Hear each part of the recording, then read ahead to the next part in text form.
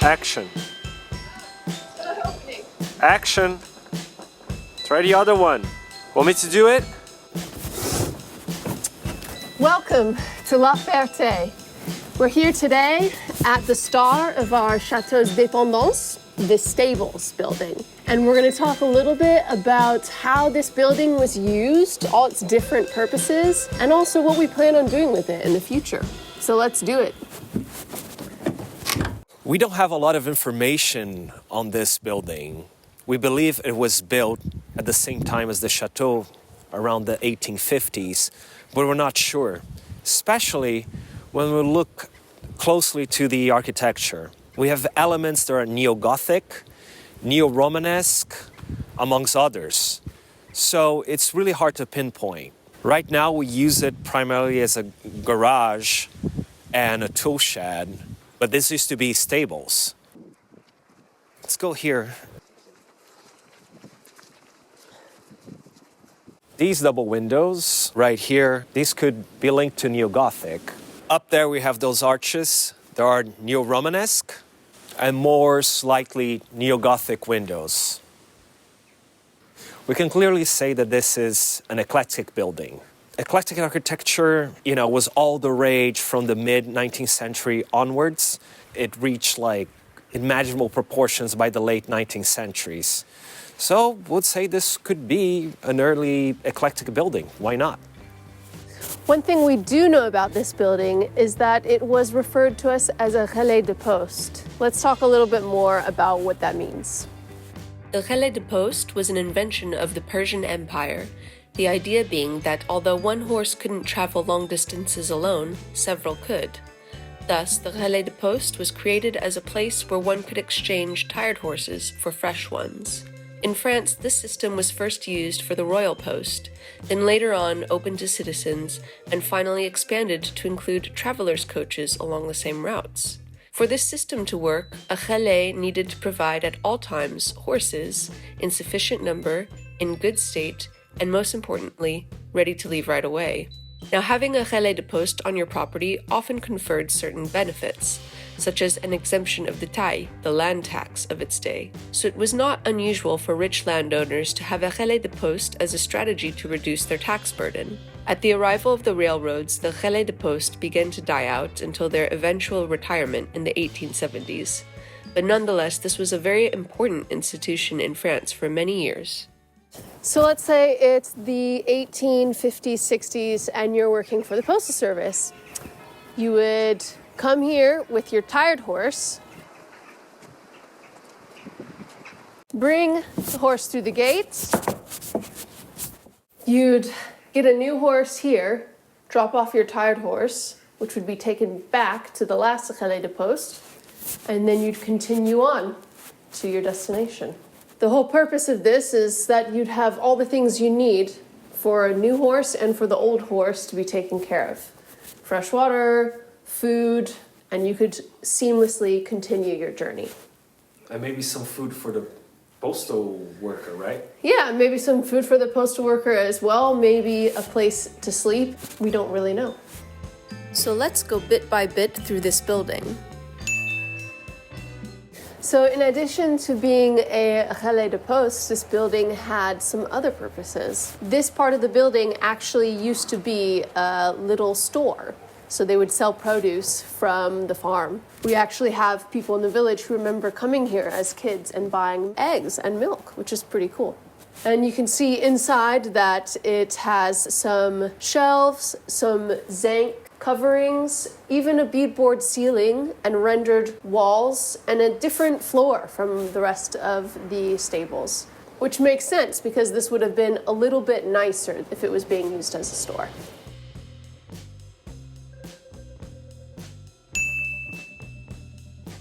This would have been one half of the stables area. We have a place for feeding the animals, this cobblestone floor that has a bit of a divot in it for the evacuation d'eau. We have some other rooms on the side that would have stored other things, we don't know. And you have a passageway to the back, cœur. Now in this particular room we have two kinds of floors. On this side we have this crazy thick tomate. Look at that. And on the other side, I would say just a regular brick. We also have more tomates here. So I think we are pretty much covered in the tomate department.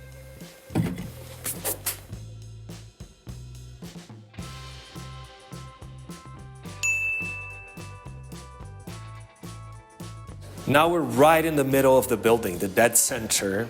Today we use as a garage for our Valiant Steed, our 2000 Ford Explorer. An interesting thing of this room is right behind me. This wall has been closed off. We don't know when, but this used to be a communication between the chateau grounds and the farm courtyard. This is something that we might want to restore, this flow between the two parts of the grounds. Another interesting feature is the sellerie, or saddle room here. So this wood paneling here is something we're very fond of. We want to reproduce this in our future library. What do you guys think? Now we have a couple of these bricks here. We had no idea what they were used for, but we had neighbors come yesterday, and actually they were used for heating purposes. You put this by the fire, they would heat up and keep the heat. You could wrap them in a cloth and put them in your bed. We think they would use this to keep the leather dry during cold and wet days or during winter. As you guys know, I'm Brazilian, so all these heating technologies are pretty new to me, even the old ones. Anyway, this is a pretty interesting feature, something we don't see anymore, but it's pretty nice. As you can see up here, the plancher, the floor, is not in a great condition. The floorboards have rotted away, but the structure, the main thing, is safe and sound. So it's just a matter of taking the old floor and getting a brand new one.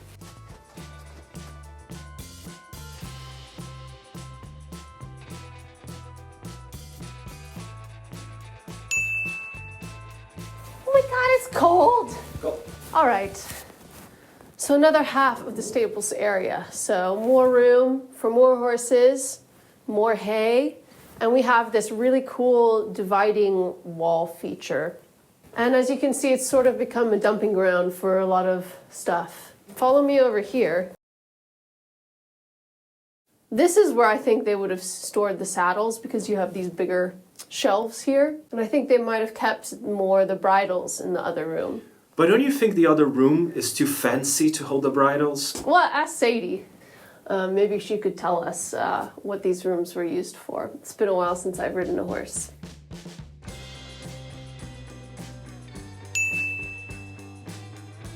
Now we're on the opposite side, across from the store. You're gonna have to watch your step because we're heading into the crumbling domain of birds and swallows and all sorts of stuff. Let's go. All right, so we're in the Grenier of the stables. Actually, the charpente of this building is in really good shape and the roof has been redone. Just need to make sure you step where there are beams, which is sometimes hard to tell.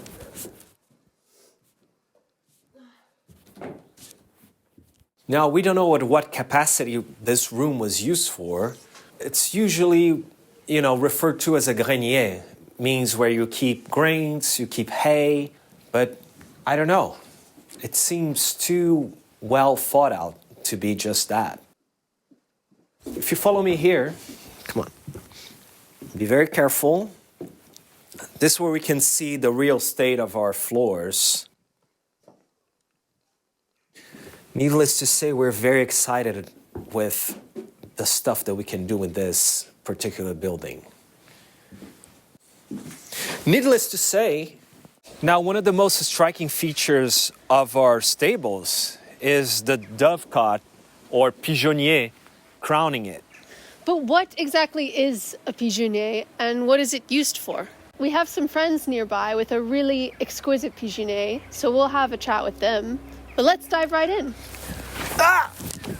Now, what is a pigeonnier? A pigeonnier, or dovecot, is a structure dedicated exclusively to the breeding of pigeons or doves. A working pigeonnier should be elevated, protected from predators, and with a few east or south-facing openings. Historically, these birds were a very important part of the diet of a noble house. Keeping up a dovecot was a lot of work and expensive. Earlier on in France, it was even a privilege reserved only for noble families. Times and habits changed, but by the 19th century, dovecots were still seen as a status symbol, a nod to a bygone time, like many of the features we see on mid to late 19th century architecture. So now you can see we're at the backside of the Pigeonnier, these lovely neo-Romanesque windows that Gustavo was talking about earlier.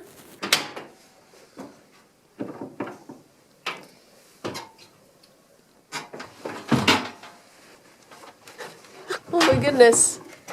I'm in. Am I supposed to follow you? No. All right, so I'm inside the Pigeonnier, as you can see. And unfortunately, I can only see 2 boulons. Back in the day, that's how you could tell how big a property was. Every boulon, that means every pigeonhole, was the equivalent of half an hectare. That means 5,000 square meters. But here, let me show you. I could only find 2. I'll take that back. There's a 3rd boulon here with some petrified droppings of some unnamed animal. I believe it was cats. But here it is. So this is how this would work. You would have your pigeons here, right? Maybe more of these boxes. And you could use the pigeons for eating, but also you would use the droppings. So you have that access down there where you could get the droppings and used in your garden as a fertilizer.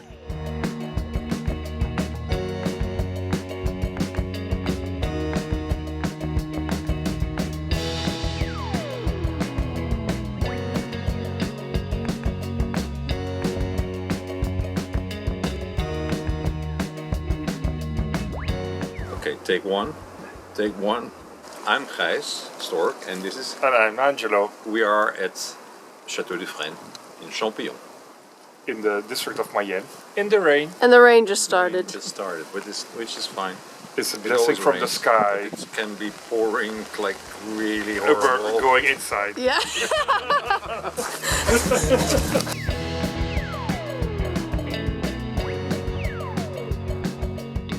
Hello, I'm not Angelo, Hi, and I'm not Gijs. and we're talking today about our Pigeonnier, which is behind us, and it's from 1539. 39. It's done by the family Du Fresne and d'Antenez. And Antenez is a very small village close to Laval, and they married here. And this was in a long history of families till French Revolution. And on one pillar you can see the blason, the crest from of the families when they got married in 1539. And the Pigeonnier is how many pigeons? We could have? 720 holes. So when you have 720 holes for pigeons, that means that you had at that time 720 doves. And 720 acres because of it's land. 1 acre per dove. Yeah. And then there's the other story which is important, that the lower nobility were not allowed to have towers to their castles. So they built this Pigeonnier to have a tower. So it's an extra thing to have a tower next to your chateau. The newer chateaus with towers, they're fake. Wannabe. They're wannabes and want towers. We don't have The Spice towers. Girls. We don't have any towers, do we? No, not at all. No.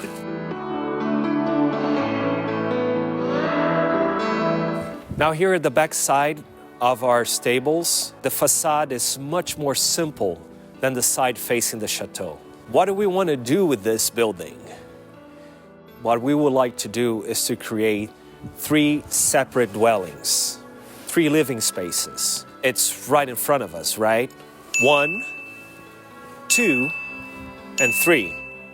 Our plan eventually is to do artist residencies, host cultural events, and of course, have our friends and family stay here. So this would give us a lot more space for hosting people. Having artists independently from the house, having this courtyard as their own space, that would be also great. We'll talk a bit more in future videos about what we plan on doing with the other buildings that you can't see right now. Yeah. Some of the things you brought up in the last video about the grounds were really helpful. So thank you so much to everyone who left a comment on our last video. What do you think of our plans here? Let us know in the comments. See you next time. Bye.